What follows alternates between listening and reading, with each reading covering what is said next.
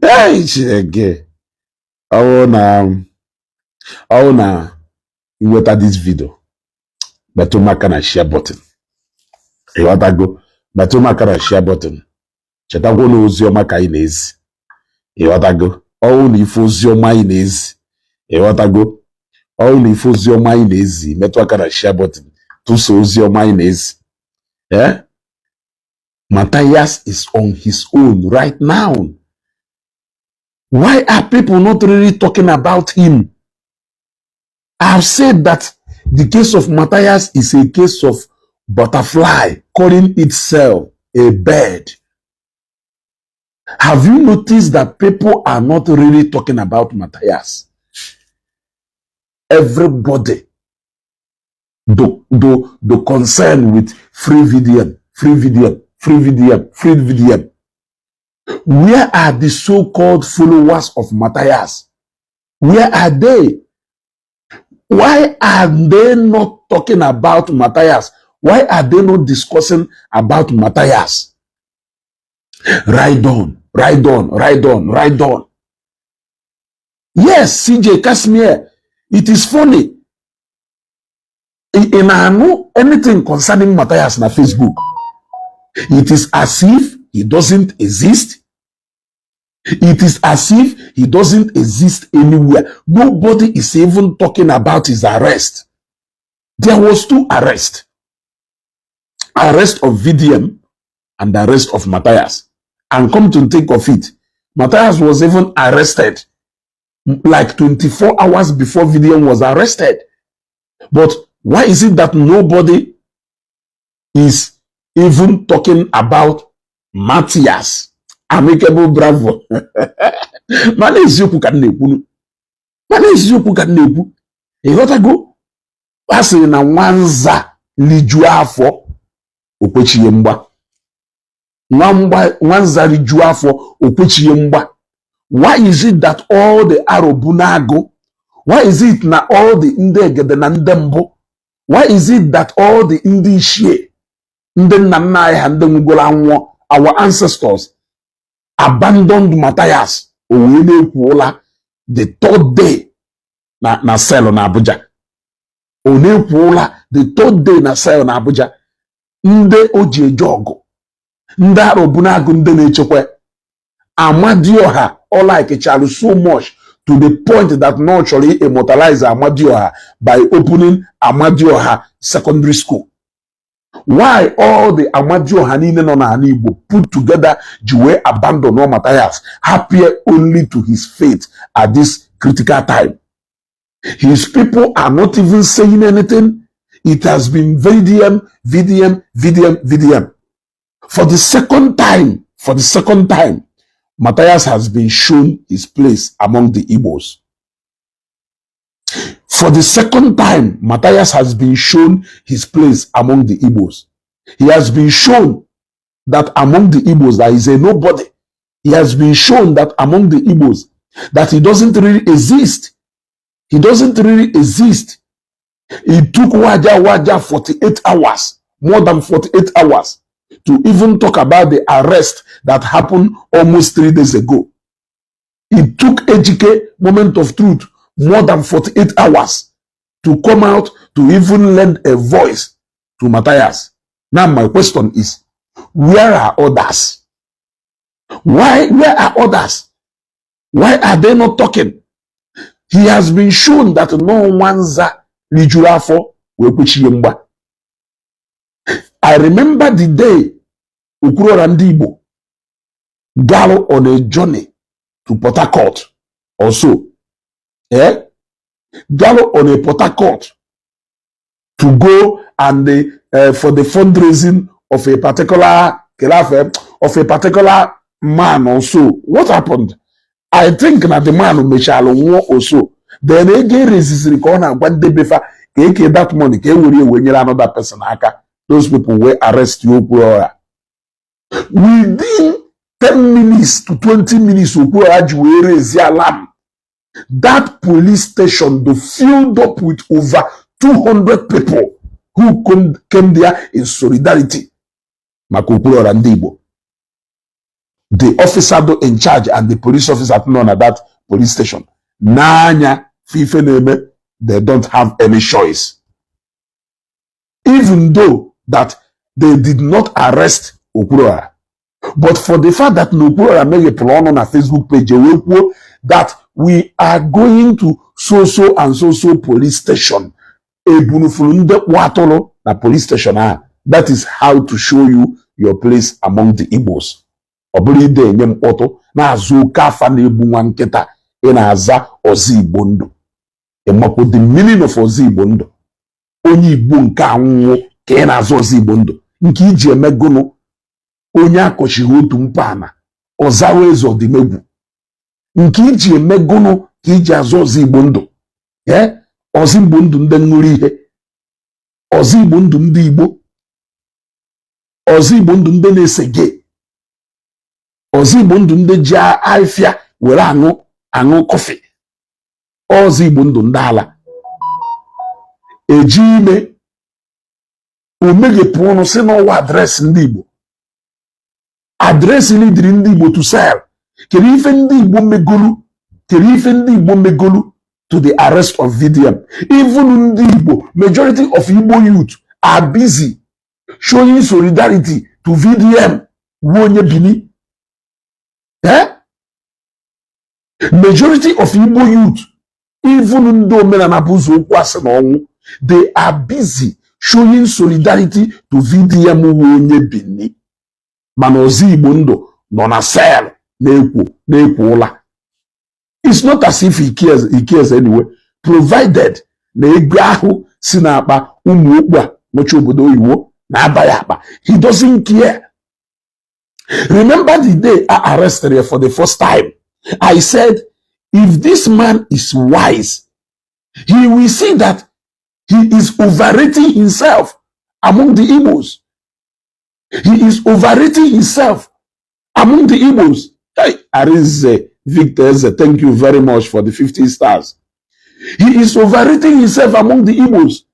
But he is so unwise that he could not see it. Remember when he was arrested, bundled from Mpo? Imakwifa na akpo? Imakwifa na akpo?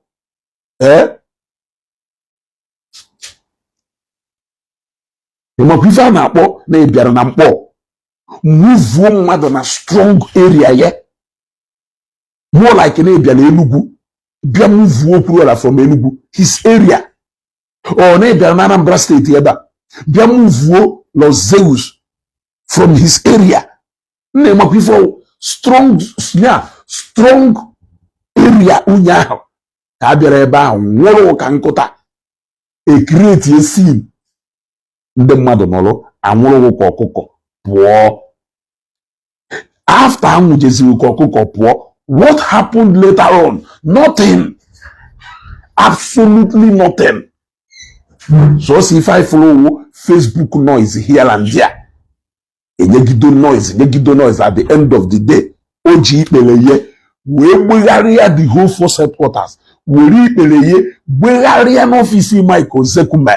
Nale Pele Sebulana, Nale Peletie, amen. Just to gain his freedom. Mgbe ahapụnatarie ka ama na na-ekwu ọlachapụ ọsọ si Abuja gbanatakwa Mkpọ ka ọ bịako. Matias was on top of a vehicle na-aga n'afọ Mkpọ wepụta isi n'elu moto na-efe aka. Ndị mmadụ nọrọ n'afịa na-azụrụ afịa. People pretended like they did not know who is passing.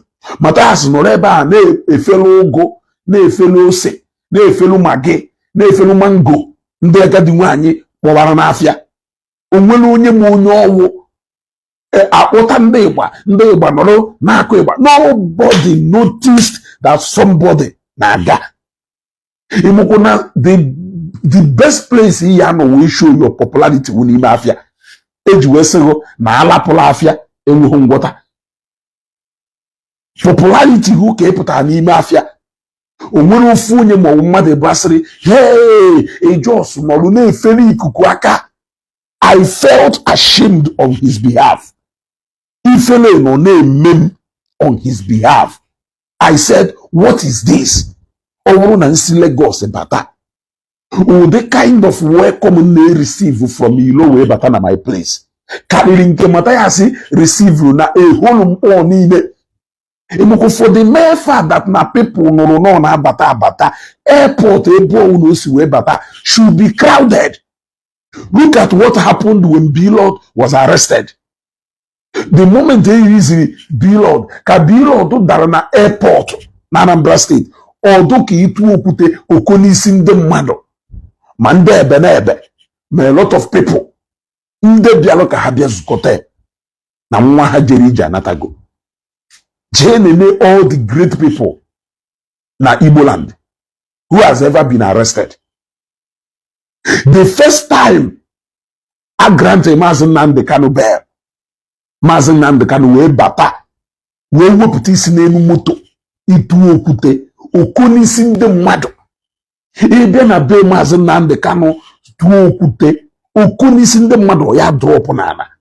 Nyaka eholozi bondo. Garo no mafia agadi umwa emoko na mpo no doka aka na opaye mpo no doka aka opaye ni isiye onwere onye recognize ye. He went there like a nobody and came back home more of a nobody. He thought that arrest nwere ike ime odo popular. But he was so unwise to see that now that arrest goes the handwriting on the wall. Odoka ya se na odro ochokwa ka ụmụaka otikwa crusade na hometown ya n'Enugu Oluku ụbọchị ahụ ihe de bịa na-asụ oyiwo for tukwu isi na-asụrụ ukwu isi the eloquencing of the Bible God in the indiabolical of the centimeter of Igbo man ọnọrụ na-asụrụ ukwu mango. Ụmụazị kerekere ụmụazị ka na-agwụ ahụ n'afọ amabodo ka esi agụ ABC dị na school ọnọrọ na-asụrụ ihe okpotokpo oyibo n'Enugu na onye amụma dadile na ana nne ọnwụ nke na-ekari crusade na ana be nna ya owewe na ndị bịara erughị 12 a n'ime mmadụ 12 ahụ o nwere mmanụ kpọọ his family of 5 wee bịa. I felt ashamed that na oche 30 Matias ha bukuru for that crusade. They couldn't even make use of 15. And even 15 now, they make use of it. Who has occupied more than 5? That is a test of popularity. That is a test to show you whether you are progressing or you are going back. That is what it is. Now comes another arrest. Let us assume that na that time the struggle can ebido. From time Akuzayo njiwe bịa kpọrọ ka elu si na mkpọ pụọ emenata ka ọsa abịakwa tụchara ya again ka uze iwe bata ka nweka. From that time to kita is enough time for you to gather a lot of ngabasi again. From that time to now it's been more than 1 year if I'm not mistaken or close to 2 years. For you to gather more momentum around, for you to walk your way among the Igbo, the heart of Igbo, but to show you that na message you do keba na ikuru mmiri na akwoye na okute. People are even more deaf, are giving even more deaf ear to your arrest. What a shame! What a disgrace! Huh? In fact, I feel like hiding my face for Matias. I feel like covering my face for Matias. I feel like covering my face in shame. Yeah? I feel like covering my face in shame. Look at what people are doing all over Nigeria and all over the world in solidarity to VDM. That is to show you, Guru, that in as much as VDM may mean so many things to so many people, at least you could see the love. The love is out there. Yes. People like me may have 1 or 2 places where I don't agree with VDM. In as much as to a larger extent, he's doing fine. But There are some places I don't agree with him. But you could see the love. The love is so massive. You could see that this young man may make a way into so many people's hearts. What is happening right now, maybe VDM, is what we call fan love. Organic fan love. Yes. But Nguma, Kelebe 6,000 people are here. Let us assume I have cured over 6,000 people that Jesus could not cure. Let us say that now 6,000 people are here. Gloria. Nani madili ka Jesus gloria. Nani madili ka Jesus gloria. Nani madili ka Jesus gloria. Nani otu onye gwara kele ya emakwu madili one iye nweta na 6,000. Emakwu mmadụ ofu one iye nweta n'ime mmadụ iri into 6,000 people. Kedu ndị ya alụla anyị mathematics ya? Anyị malụ mmadụ one suppose ekwuru now atọfụ nya ofu ụzọ n'ụzọ iri, ofu ụzọ n'ụzọ iri, ofu ụzọ n'ụzọ iri, ofu ụzọ n'ụzọ iri into 10 make it 100. Inweta mmadụ 10 into another 10 in hundreds make it 1,000. Inweta mmadụ 100. Meaning that even 6,000 people are. You should be able to have about 600 people talking for you now on Facebook, doing what you did, yeah, showing appreciation to you for what you did for them that Jesus could not do for them. But did you see the kind of fans and the kind of love and the kind of followers and the kind of worshippers that this Jesus Christ not so powerless? Did you see the kind of love? Did you see how people are celebrating that Jesus?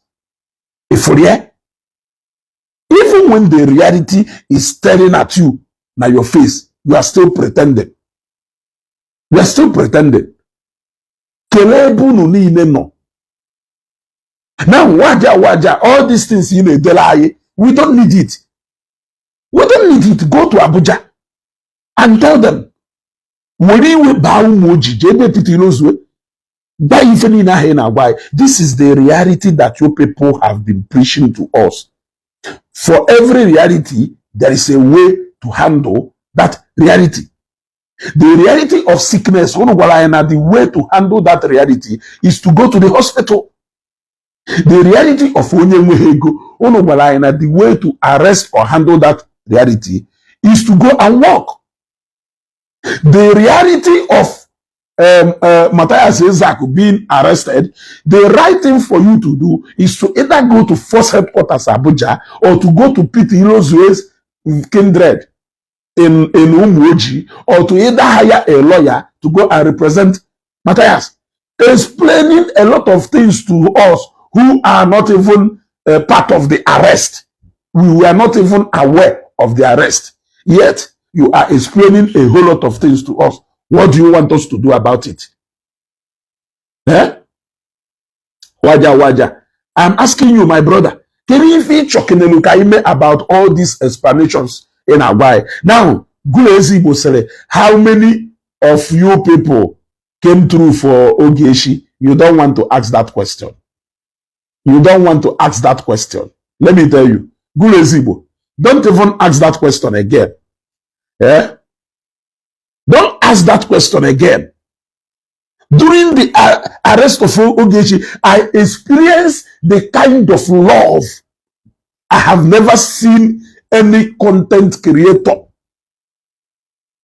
Yeah, I experienced fans love that I have never seen any content creator enjoy it before. VDM is not a content creator the way I'm seeing him. He has presented himself as an activist. But I am talking about content creators. During the arrest of Ogechi, I have never seen any content creator in Nigeria who people showed the kind of love and concern they showed Ogechi. Phone mutually shut down. People were crying on phone. When I mean people, I mean quality people. People were willing to give their money. How can you even be asking how many people came through? Do you know how many people who came on their own to Igbo without even being invited? Even those who have not seen Ogechi for the first time. Do you know how many of them who came to Igbo? I went to Igbo multiple times. So I can speak for myself. I can speak for myself. So Guru, let us start with you. Can you do for Matias that same thing I did for Ogechi? We focus from either buy fuel. There was even a day I left Ubo before I could get to Newi. It was already, was it 9 p.m. in the night? Yes, 9 p.m. in the night. All thanks to God, because at least we went with the IGS security escort Wega. Yes, I am asking you. So now, can you do for Matias that same thing me here, let me not talk about others, did for Ogechi? Can you do that? Yes. Do you know how many people, somebody sent the Lego from Dubai, anonymous. Ogechi Amalunyowo. Ogechi Amalunyowo. That money came for Ogechi. How many people do you know that did that? How many people do you know that did that? That is what we call organic love. How many people do you know that we are willing to come out for Ogechi? No, don't worry. Everything is under control. Accept the fact that you people abandoned Matias. You guys are using him. All of you are using him to scheme your way, to make your evil agenda grow louder in the East. But darkness can never cover light. Darkness can never cover light. At every given time, Matias in a problem. Ono go see his place. But he is just so unwise to read the handwriting on the wall.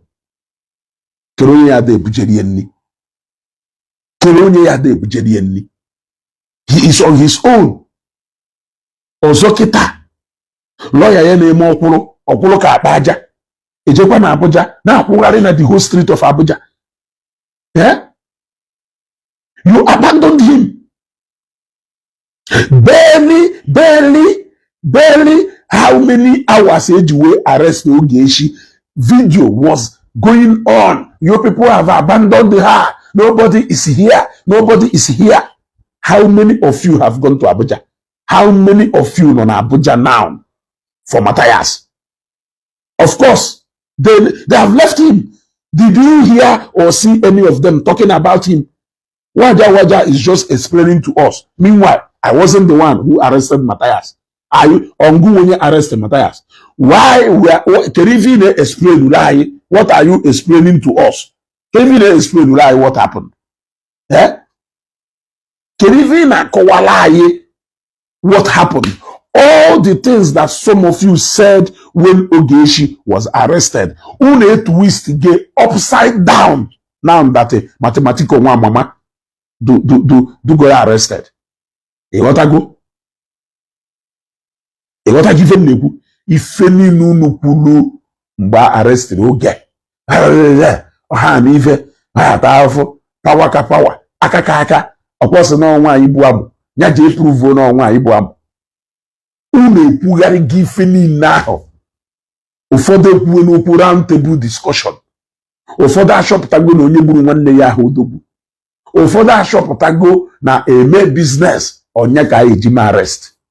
Ụfọdụ achọpụtago na okwu a suppose resettle na Anambra ewori ejewe Abuja na ọka ewee mee ọkụka wee mee mmadụ n'ọwụ ọkụka. But all the same people no that time, na-eto nwata nwaanyị nọ na Abuja si n'ọwụ ọka ibe na ọkarịrị akarị na ogosigo power na ogosigo na ọkarịrị mmadụ na ọnyaahụ the real ọkarịsịa na nwaanyị bụ amụ bịakwa gosi na nwaanyị bụ amụ. oseti goketa ebugari egwu ebugari ọnọdụ ebugari egwu ebugari ọnọdụ jeenu melu Matias ife niile ahụ ụnụ na-asị anyị mere oge echi. Very soon I will start asking you people, where is Matias? For all those whom where is Yoge? I will start asking you people, where is Matias? Because it is so sad that even up till now, none of you knows his whereabouts. Even up till now, none of you know his way about. Unamale bono, unamalo condition, yeah, unamali fene meme, una jeba ka pitilos we gwogeba. Jeba ka pitilos we tiege na kana nyocha. Yeah. Okuna fuge. Say the truth no matter whose us is God. For the reality you people are preaching, you people don't even know what reality is all about. For as many as you who are condemning the arrest of Matias, for as many as you who are condemning the arrest of Matias, but you people were celebrating when Ogechi was arrested, Chineke ga akpọchasịcha ụlọ ọkụ in 100-fold. Unafubo dife agba munu no nwelu onye okpuru eze anyị wee wuru ezigbote oyi nna m siri n'ote n'oji wee yọwa ndị mmadụ donu sikwuwe eziokwu ndị mmadụ wee tụwa ụga onye tụwa ụga tụchasịcha ụga ọ sị n'eziokwu o wee sizie na afọ eketa awụzi tụwazie n'ụga ọ sị na afọ awụzi tụwazie n'ụga so ọ bataghị ebe ndị mmadụ nọ etu oye tụwazie n'ụga ọ sị si tụwa ụga ebe ọwụ na onye ọwụ na ji ọfọ n'elu okpotokpo ụga ome onye enu ome Mr. A because of na like your Mr. A ekwuru ebe a kwugharịa ome Mr. B because of na like your Mr. B ichenjie slangs mana ụbọchị ọ ya eme onye nke gị ebido kụziwere anyị ife anyị amahọ inyere anyị moralism ikụziwere anyị na onye gburu nwanne ya ahụ odogwu Akụọma TV abịa egwu anyị na-emekọrịcha ife niile a na-aya bịa na round table mana ịmacha na-aya bịa na round table wee pụta ịbịa advice ịbịa watosionu maka Ogechi. Why did you not condemn a sister onye Igbo je wuru Interpol wee na-achọ the gazette ya nwanne nwanyị because na nya na-ekọrọ ọnụ because na nya na-ekọrọ ọnụ iwere Interpol wee chọwa mmadụ na a mere defamation case, you know, but you don't want to say anything. Was he not the same thing EJ uphold that came after him? You should be careful about this life, but una hama. You should be careful about this life, but una dama. EJ was the one who said that federal government should not grant Mazi Nnamdi Kanu bail. EJ was the one who said that they should buy Mazi Nnamdi Kanu in detention, even without trial. Yes, also when Mazi Nnamdi Kanu committed the greatest atrocity man supposedly committed in this life. He deserves a trial according to our constitution until you are proven guilty. But EJ buffalo against our legal system. Where federal government is safer for one Mazi Nnamdi Kanu without even giving him a trial. When Mazi Nnamdi Kanu was sick, EJ said that they should not allow him to go for any treatment. Ochefuo Nasri Onyango Nanga Oyuanaho. Fast forward to Nkeye. He even accused United Nations. He even accused United Nations of collaborating with Mazi Nnamdi Kanu to commit a lot of crime in Nigeria.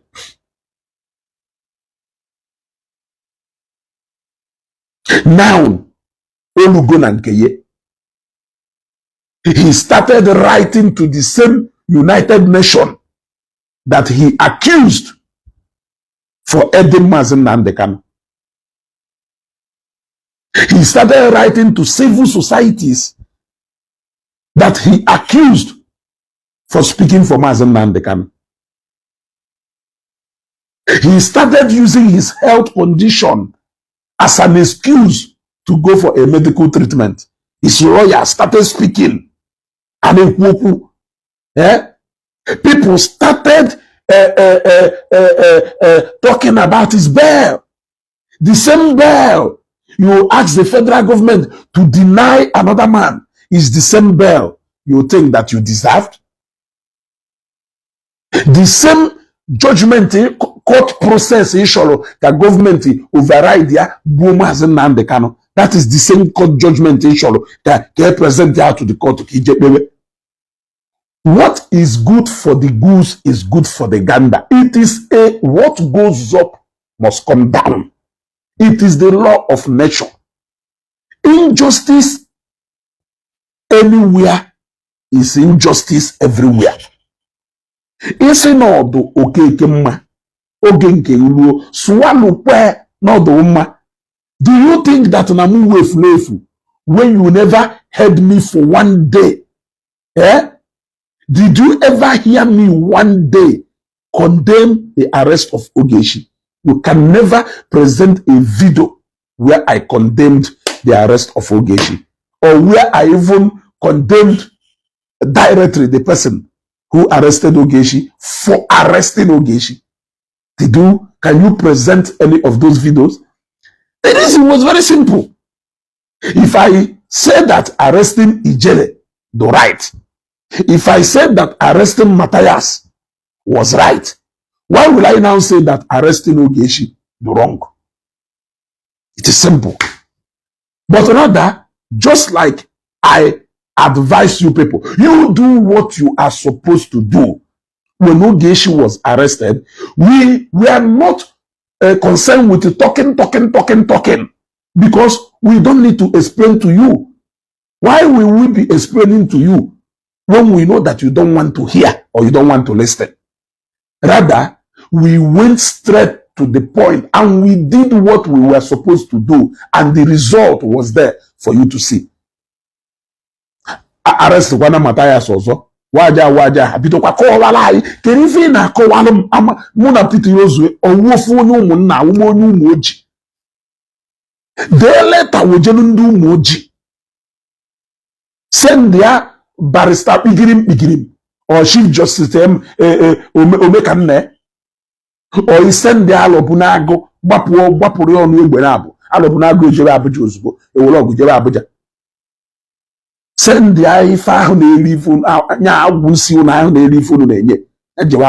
Stop explaining to us, because there is nothing we can do to help you. Is that how to tackle reality?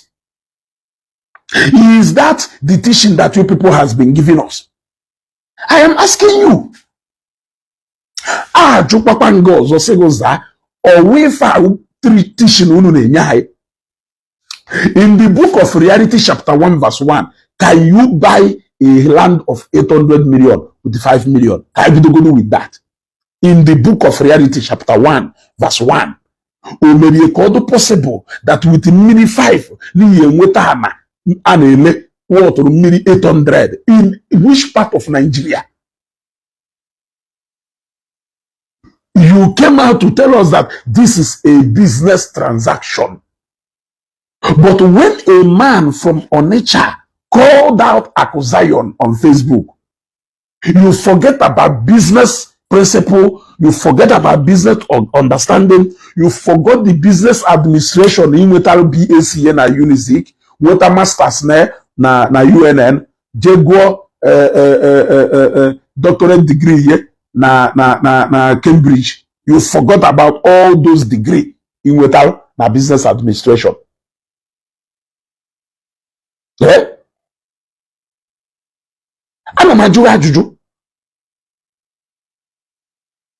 When Akuzion, a man brought Akuzion matter to the Facebook, did you understand that it was business?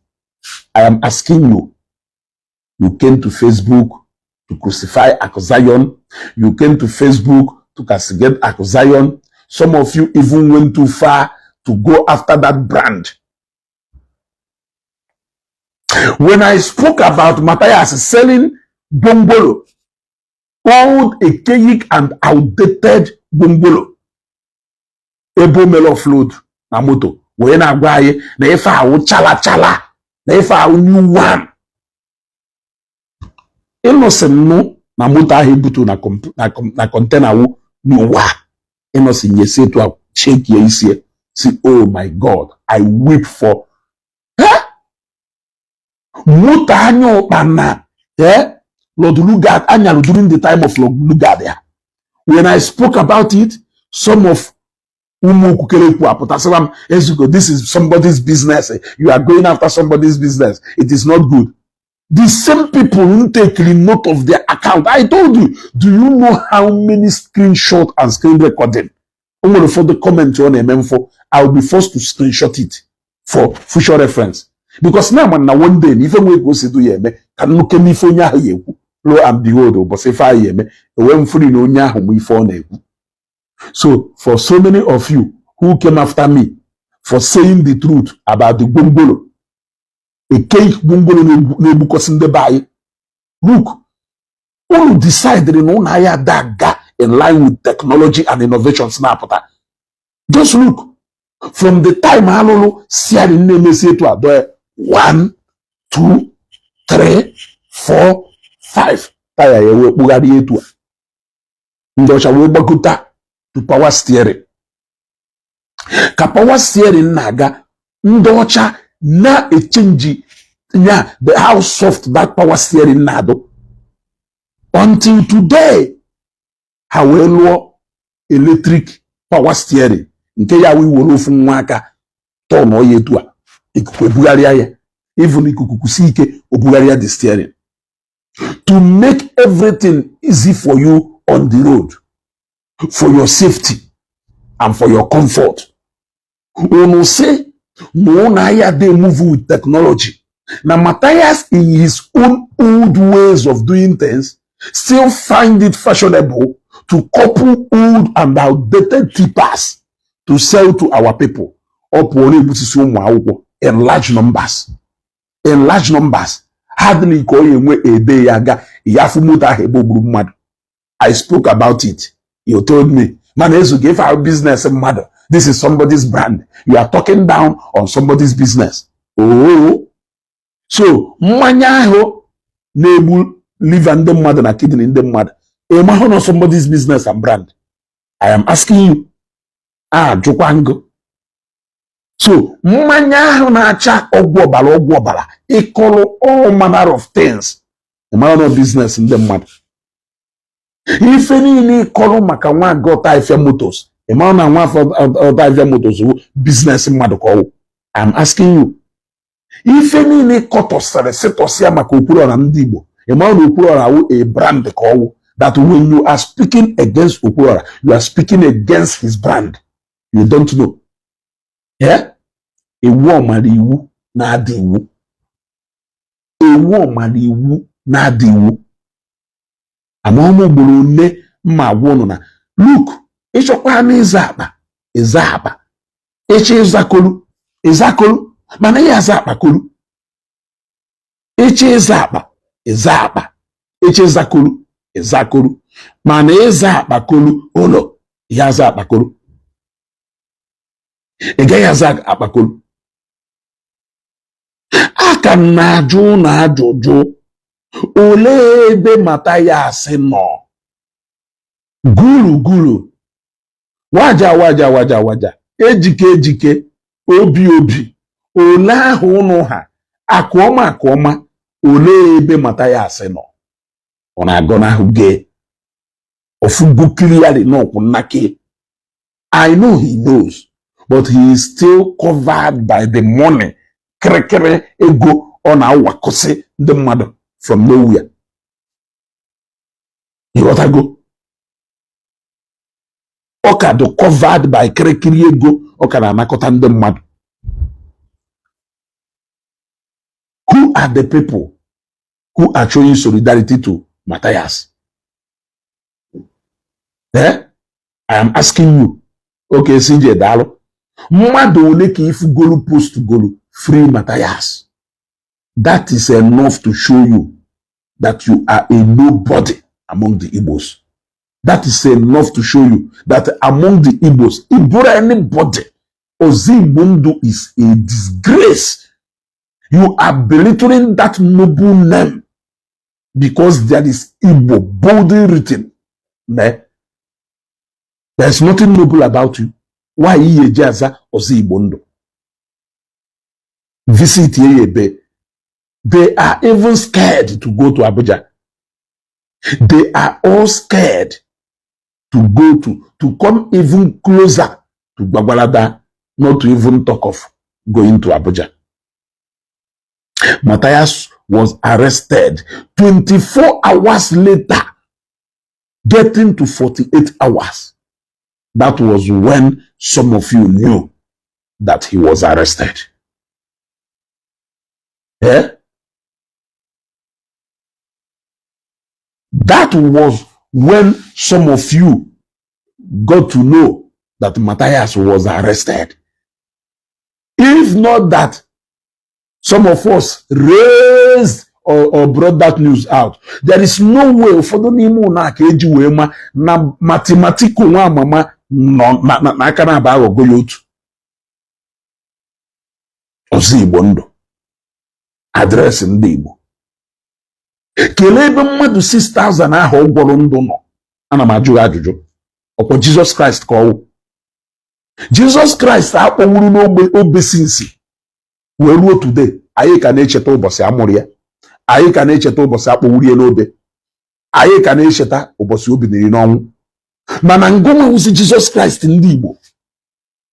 Ndị Igbo aki ahụdụ na aka akpajeghị. Enyegidere update Jesus ma mgbe o jere n'ihu Pontius Pilate. Na ife niile, there was documentation about that movement to the cross, to the grave, back to life, until ascend their heaven. Yes.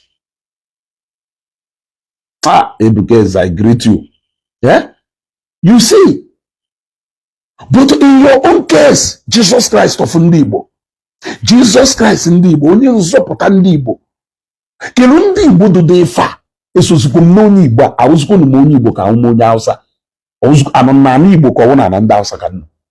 Ana m ajụkwu na ajụjụ. Because onye pụta ha ọsị ndị Igbo has spoken. Ndị Igbo.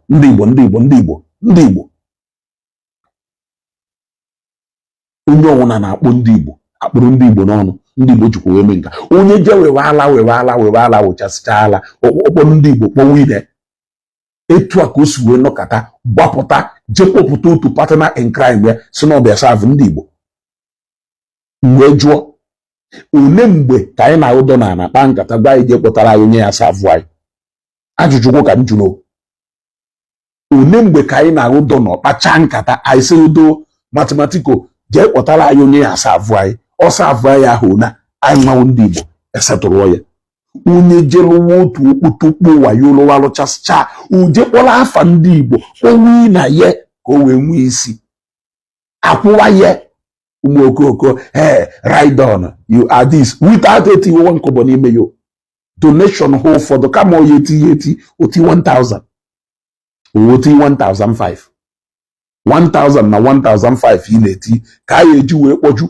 Ọ na-awụkwa onye bidoro biznes ọ zuke n'afịa weje ha ya warehouse.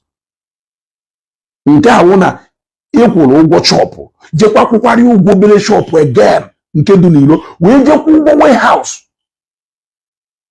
without otu mkpụrụ taya adụghọ n'ime ya. No 1 million. 1 million ka ọ eji wee zụ afịa taya moto ma ọ wee go ole. Onye nyere 1 million naira ka o wee bido afịa taya ka ị na-eji akwụrụ ụgwọ warehouse. Onye okay in the book of reality ọwụ ibido gafịa taa inwe ga branch nwee warehouse akwa amụ nke ya abịa kụwarụ were kpụtata ya 100 ihe ti na warehouse na ego na na-elofuta ya. Iche na ọkụkọ nọbe nna ya amụrụ efi. In the book of reality chapter 1 verse gono ka ị afụ ebe onye ji 1 million bido business ya enwe warehouse ozugbo nwee roadside shop Kelu ka isi wee arrive at that. Kelu logic, kelu mathematics irugidoro wee arrive na 1 million naira n'ihi eji ebido afia taya. Business edo capital intensive kataya. Iwega warehouse, mwega show shop minor one. Na uno hono wayo juru anya, na uno ohi juru anya, na uno understand the ife reality at all. Isi anyị no serve ndị Igbo, serve cha ndị Igbo. It is time to settle him. Nkata anyị na ya akpa ho. Ife anyị na ya nya, wo aya anọghọli ka egbu okpololo, anyị no ka ọyọ.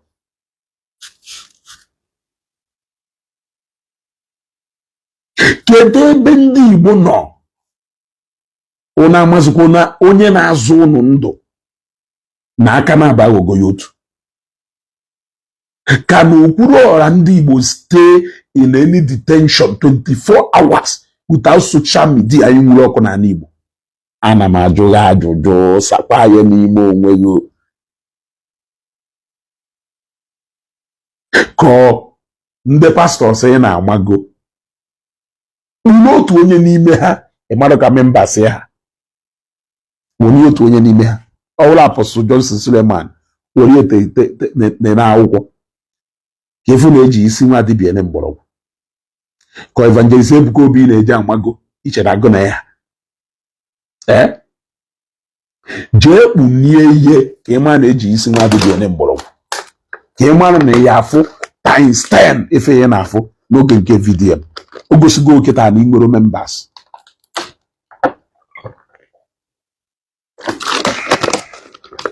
O gosigo oketa that you are on your own. You are on your own. Because message you niile wokwu ase otu mkpụrụ eziokwu adịghọ na ya. Ọhammụ wezugo ka aba na amụrụ ọkpọ. Mgbanyụ mic m.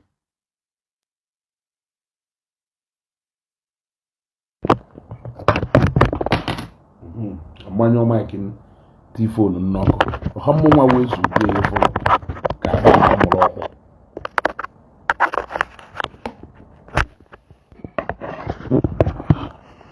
Ukwu asị. Ị na-eyi asị na-elesi ndị be anyị. It is time now. Reality hit go. Iwe fife dị iche na egbe. Iwe fu na okwu asị cannot save you. Iwe fu na lies have short legs. I am still looking for your followers, left, right, and center. I am still looking for them. Where are they? Where are they where they are? Or see they nyem auto.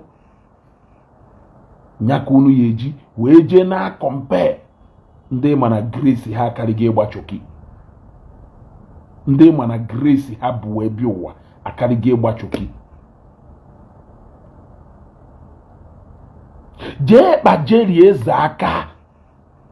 In fact, ka oge Jerry Ezeaku ji eme NSVT for ọ na-eme ka oge ruo ka ọ ghara ime for 2 times. Ka social media nwụrụ ọkụ.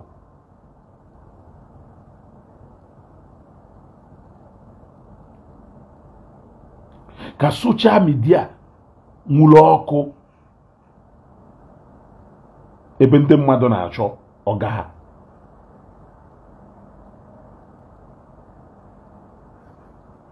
Wuru nke a wee mụrụ ife.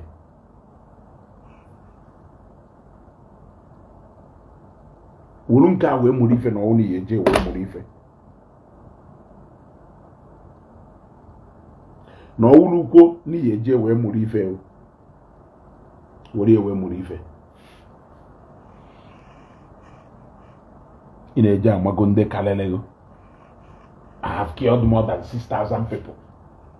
the 6,000 people are in G numbers that can never be accounted for anywhere.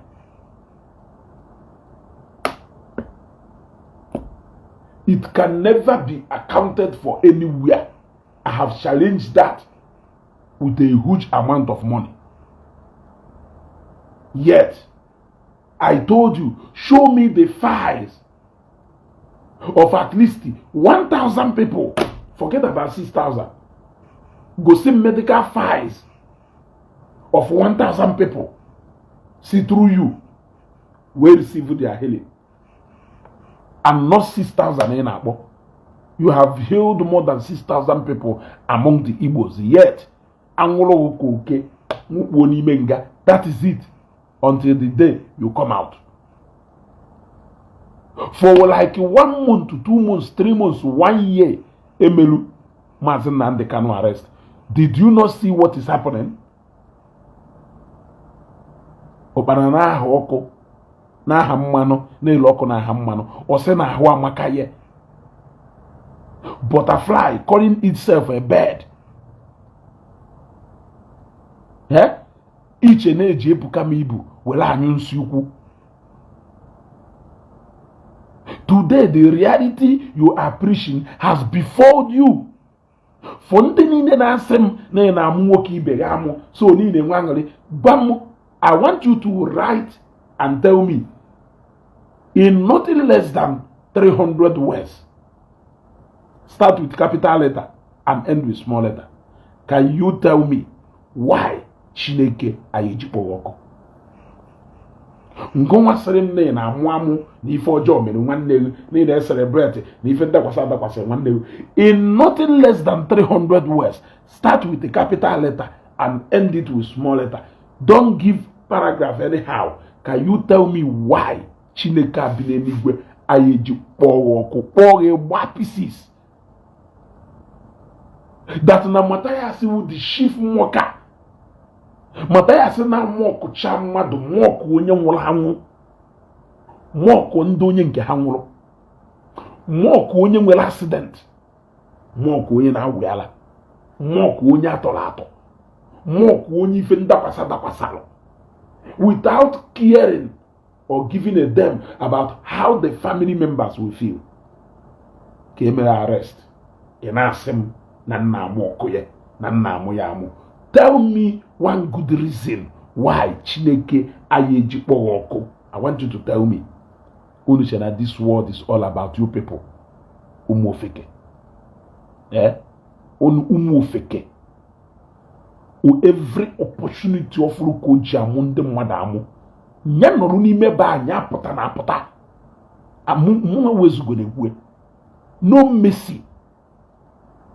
Ndị umoji yenu ye egwu tienu ye adaka gosenye na nchekọ na wanya ahụ n'obere mmiri ọchọ ịma ka mmiri si adọnya bata osimiri ka ọ ma na mmiri dị ụzọ ebua gosenye na mmiri yoku na egbu mbe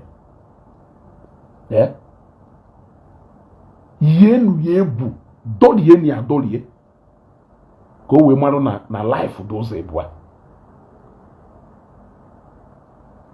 Ina si ina amụ na predicament dakwasalo nwoke ibe isem na ya ata afụfụ na ịgbacha eziokwu. Matias pụta ebe mmadụ nwụrụ ọmụma ha amụ. Ọ pụta ebe accident nwere ọ paaki ya litu ọmụma ndị nwụrụ anwụ amụ. Ọ pụta fụ onye mmadụ nwụrụ ahụrụ ọmụma ndị ahụ amụ. Si ha kere ebe ha nọ Jizọs ha wee abandon ha. Kelee ebe ọ nọ Amadio, kelee ebe Amadio ha nọ ewe bịa wugara Matias. Kele ebe Amadio ha nọ ewebe wụgha Matias. Kele ebe Arobunago, kele ebe St. Ezeaku nọ. Kele ebe St. Ezeaku nọ ewebe wụghara nwa ewu Matiko wee jewalụ. Ana m ajụ ajụjụ. Kele ebe ndị isi ebe nna ya nọ ewebe wụrụ ya wee jebe. Ana m ajụ ajụjụ. Ịmakwa ifewu that na ife Amadio ha mean to you to the point that nation immortalize Amadio ha by opening a secondary school in the memory of Amadio. Before ana majụ ajụjụ yet ha no abandon no ya happy e wori ejewe jewe obodo ijite. So if those nonsense on a J men and Paul could not save him, onye ka owo eda amu Christians amu no nwe femelo ha. If all these things on amakasi aka dedicate your time here into doing na Mkpo, ọ bụrụ na ife ọ na-eme na mkpọkụ ka ha do na Mkpo is not in any way helping to protect or guide somebody in any way, is it worth doing? I am asking you. Business that is not giving you profit, they say just to get profit, you are just doing that business. Yet in a dedicated time, they dedicate resources into something that has no benefit whatsoever. I'm asking you, it has no benefit. For you, gbasa ebe nwanne n'ime compound ya kelee ife ọ na-agbasara ọkụkọ ahụ onye ọ gbasara ọbara ọkụkọ ahụ kelee ebe onye ahụ nọ wee bịa wolie wee tinye n'azụ pick-up wee bulie wee ruo na airport wee tinye nwa ndị bi n'elu wee nọrọ plane a wee fegido wee daa na Abuja wee tụtụrụ ya jajara jaa n'ụlọ nga. Kelee ebe Amadioha nọ, kelee ebe ndị egede na ndị mbụ nọ, kelee ebe ndị isi ebe nna nọ, kelee ebe ala obu na-agụ nọ. Ana m ajụ ajụjụ. I am asking you. No, I don't talk like Matias has been jailed the same way Ogechi has not been jailed either. Ifria. Yet they all talk as if she has been convicted. So let us talk based on already existing principle. We are not going to change or thwart anything now. Protocol duly observed. Protocols duly observed the same way. Nothing changes. We are going to change it the day we are going to sit on a round table like Akwoma TV said. We sit on a round table. We talk about it. Then we can change the status quo. But for now, we stand on the already existing one. Kelebe ndị niile ahụ ọ na-akwụghalị kelebe ha nọ. Of course, in a man is God to man. Where are those gods somewhere around him? Where are they? I'm asking. Where are they? Kelebe fano. All those gods, man is God to man. Kelebe God ni na hono onweluno. Why is it that none of those gods were able to help him when they come to take him? Does it mean that they were scared? Because last time one of the gods who be saved here, and the mother that guy no. Man is God to man. Last time I be one of the gods bialuko save voye agbajiri the gods up. The gods je orthopedic. So right now all the other gods disappeared.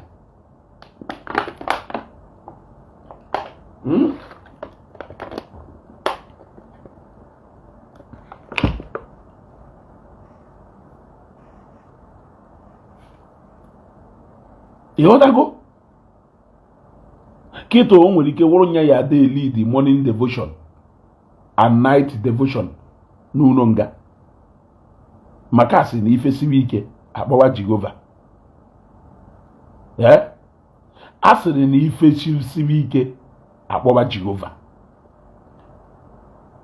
Amadioha has abandoned him. Or happened from a Nawar village. Ndị isi ebe nna ya nawara na befa. Je nọrọ n'obi befa. Ndị bi n'obi mmụọ nọ n'elu mmụọ nọ n'ala. Akati isi ebue Amadioha Arobunago, they have all gone back to Nsukka befa, leaving him to his fate. So if those people are unable to save him, if those people are unable to fight Peter, why is he indulging in all those things? What is that Sunday service for? On accusing the bay, ka esi anụ nwaanyị de ka e wee sị n'ebe a ka ndị be anyị na-eji amụta omenala. Ọ na-akụziri ndị be anyị usoro ndị Igbo ji anụ nwaanyị ebe ahụ. Ọ na-akụziri ndị be anyị usoro ndị Igbo ji echi ọzọ. Ọ na-akụziri ndị be anyị usoro ndị Igbo ji echi igbe. Ọ na-akụziri ndị be anyị usoro ndị Igbo ji eme all manner of things. Kelee ofe ife dị fe ahụ ọ na-akụziri ndị be anyị na mkpọ ahụ gosiri na ebe ahụ a traditional school and not a place of worship. Ana m ajụ ajụjụ. If it is not a place of worship, just like they are claiming that it is a school where they are trying to bring our people back to their root, kuzielu ụzọ omenala, kuzielu ife niile. If it is not a place of worship as he claimed, who are they singing to? Who are they praising? Who are they giving offering to? I am asking you, who are they appeasing when they open cola? Who are they praying to with that cola and the hot drink? Ana m ajụrụ ajụjụ. Ajụjụ ukife na ajụjụ na ajụghị na-asa. Isi nna ebe a na-akụziri ndị be anyị maka omenala Igbo, ugboro one ka ịfụda n'ala ebe ọ na ebe ahụ na-akụziri ndị be anyị uru ọjị balụ, na-akụziri ndị be anyị na ọjị gbalụ na minụrụ ife, na ọjị gbalụ na minụrụ ife, na-eji ime introduction na-ebu ụzọ mee nka, na-eji ịkụ aka na-ebu ụzọ mee nka, na-eke esi esi ọzọ, na onye sọpozuru isi ọzọ, na nsọdụ n'isi ọzọ, na ndị ebe a na-esi ọzọ, ndị ebe a na-eme ife a gonowu iyom, gonowu nwaanyị ịgba ọdụ n'Enugu Ukwu.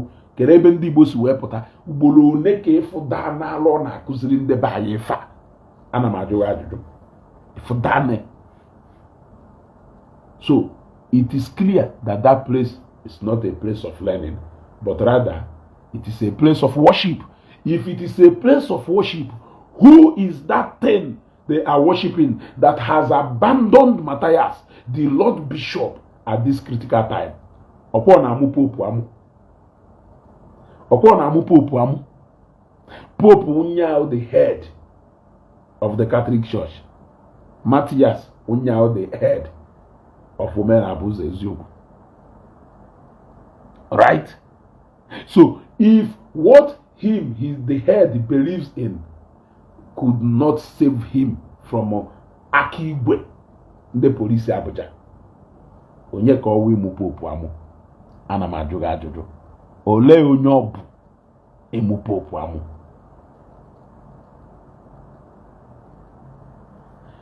Nna ajụkwa ụnụ ajụjụ, ụnụ a na-aza mmapụ nchịpụta ọra imoke bụ nchịpụta ọra imoke ọ dị ebe a. Mma ya na-anọghị ihe ka ọ ya ada abaghị ọfụma n'ahụ.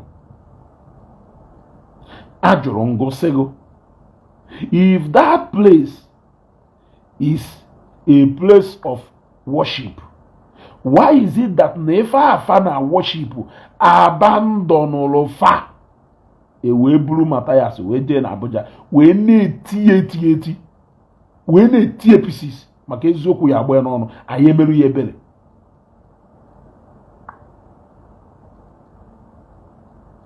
Anyị emerụ ya ebere.